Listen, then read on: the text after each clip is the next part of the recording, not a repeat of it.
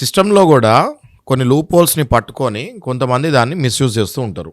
Okay, for example ఒక కోర్టులో ఒక జడ్జి గారు ట్రాన్స్ఫర్ అవుతే ఒక 3 నెలల్లో లేకపోతే ఒక 6 నెలల్లో ఒకవేళ ఎవరైనా జడ్జి రాకపోయినా లేకపోతే ఇన్ఛార్జ్ జడ్జి ఉన్నా కొన్ని వాయిదాలు పడే అవకాశం ఉంటుంది. ఆ వాయిదాలు పడిన తర్వాత ఆ కేసు మళ్ళీ అక్కడి నుంచే మొదలు పెడితే కొంచెం ఫాస్ట్గా వెళ్తుంది. అక్కడి నుంచే మొదలుపెట్టినప్పుడు ఏమవుతుంది అంటే గతంలో జడ్జి గారు కేసు ఏదైతే చూస్తారో అప్పటి వరకు వాళ్ళు నోట్ చేసుకొని ఉంచుతారు పాయింట్స్. ఆ పాయింట్స్ని జాగ్రత్తగా మళ్ళీ మనం రివైజ్ చేసి జడ్జి గారికి క్లియర్గా చెప్పి దాన్ని ముందుకు తీసుకొని వెళ్ళాలి. ఏది అడ్వకేట్. కానీ అదే టైంలో అడ్వకేట్ కూడా మారారనుకోండి, ఆ అడ్వకేటే కేసు స్టడీ చేస్తానికి ఎన్నో ఏళ్ళు పడుతుంది మళ్ళీ. అర్థమైంది కదా మీకు? కాబట్టి మనకి రాజ్యాంగము ఒక హక్కు ఇచ్చింది. ఆర్టికల్ 21 ప్రకారం కాన్స్టిట్యూషన్లో right to life, right to speedy justice అని కూడా అంటుంది.